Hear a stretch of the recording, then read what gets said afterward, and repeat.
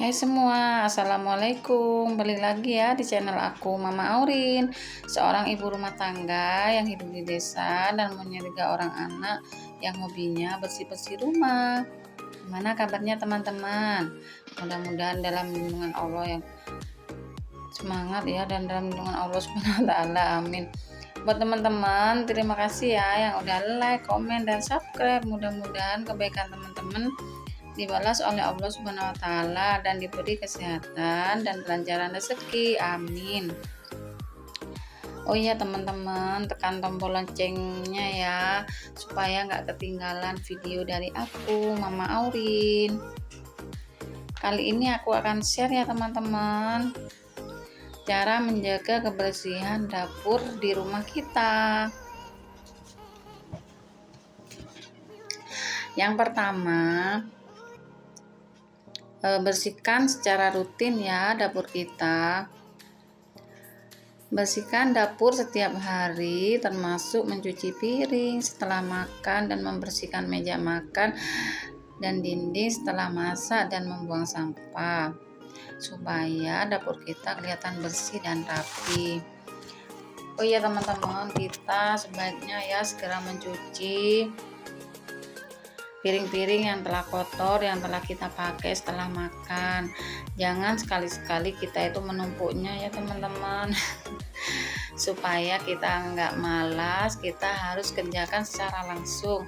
Habis makan bareng keluarga, kita harus segera mencucinya, piring-piring dan gelas-gelas kotor yang ada di sekitar.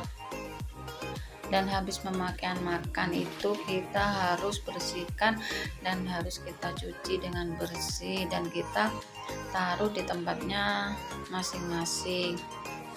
Supaya apa? Supaya dapur kita itu kelihatan rapi dan bersih ya teman-teman. Kalau dapur kita itu bersih dan rapi, kita itu seneng lihatnya. Dan kita apabila sudah itu dicuci piring ya, kita bersihkan wastafelnya, kita kasih sunlight, lalu kita gosok-gosok sama sama kreo itu ya teman-teman. Insya Allah kalau kita lakukan setiap hari, habis setelah cuci piring, insya Allah wastafel kita itu juga bersih, dan kita harus melakukannya secara rutin. Yang kedua, ganti spons secara teratur ya teman-teman. Spons yang digunakan untuk mencuci piring dan alat masak yang bisa mengandung bakteri seperti salmonella. Ganti spons setiap 1 minggu sekali ya teman-teman.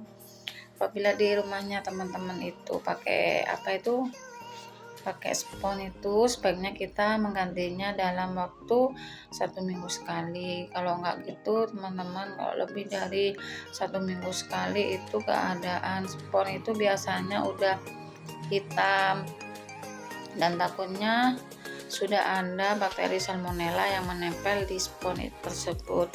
Maka dari itu kita harus menggantinya 1 minggu sekali ya teman-teman. Itu wajib, kita harus membuangnya dan ganti dengan yang baru. Seperti teman-teman yang kita kita kerjakan ya. Kalau kita membuang spons yang udah rusak atau yang sudah hitam, itu baik sekali untuk menghindari yang namanya bakteri salmonella. Takutnya apa, kita kalau nggak ganti spons itu salmonella melekat pada sponsnya, dan sponsnya itu buat mencuci piring ya teman-teman, akhirnya mengandung bakteri dan mengakibatkan kita terserang penyakit.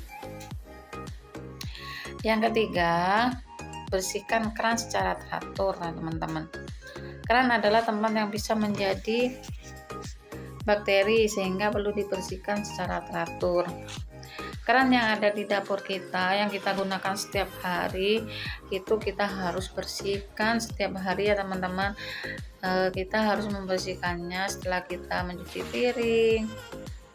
Jadi peralatan dapur seperti gelas, sendok dan sebagainya, kita sebaiknya langsung mencuci keran tersebut setelah mencuci peralatan dapur. Supaya apa? Supaya bersih ya teman-teman, dan terhindar dari berbagai macam penyakit. Yang kelima, buang peralatan dapur yang berkarat. Karat pada peralatan dapur yang bersentuhan dengan makanan bisa berdampak buruk ya pada kesehatan, seperti itu pisau yang sudah berkarat itu sebaiknya kita buang aja, ganti dengan yang baru, karena dapat menimbulkan suatu penyakit yang nggak kita inginkan ya teman-teman. Maka dari itu kita harus membuangnya. Bukan hanya pisau, peralatan dapur lainnya yang udah berkarat sebaiknya kita jangan menggunakannya. Yang keenam, cuci tangan secara rutin ya. Mencuci tangan sebelum makan dan saat mengganti peralatan makan. Kita sebaiknya harus mencuci tangan secara rutin teman-teman. Supaya apa? Supaya tangan kita itu selalu bersih dan jauh dari penyakit. Maka dari itu kita harus teratur untuk mencuci tangan ya. Yang ketujuh, simpan makanan mentah di lemari es ya teman-teman. Simpan makanan mentah terutama daging dan ikan di lemari es, dan jangan keluarkan lebih dari 30 menit sebelum digunakan. Nah, ini aku menyimpan daging segar itu di lemari es ya teman-teman, terutama di freezer. Ya kalau kita punya buah baik itu kita masukkan ke dalam kulkas aja biar rasanya itu dingin dan segar gitu. Kalau daging terus makanan mentah ya, kalau nggak ditaruh di kulkas, alhasil itu akan membawa bau yang nggak enak sehingga membuat dapur kita itu bau. Kalau kita taruh di dalam lemari es, maka kayak daging itu enak ya teman-teman, dagingnya itu segar, dan apabila kita mau menggorengnya kita tinggal ambil dan menggorengnya. Maka dari itu kita harus simpan makanan mentah itu di dalam kulkas dan jangan keluarkan lebih dari 30 menit sebelum digunakan, supaya bunga esnya yang menempel di ikan atau di dagingnya itu dapat runtuh atau mencair teman-teman, dan kita langsung menggorengnya.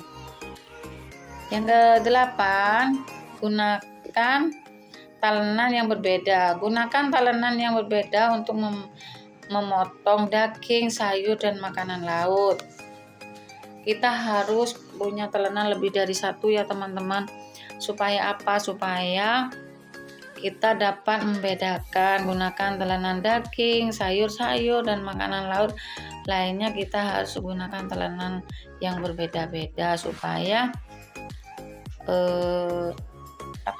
dagingnya itu steril ya dan terhindar dari penyakit. Sekian dulu ya teman-teman video dari aku. Terima kasih buat teman-teman yang udah nonton video aku dari awal sampai akhir. Mudah-mudahan bermanfaat. Wabillahi taufiq wal hidayah. Wassalamualaikum warahmatullahi wabarakatuh.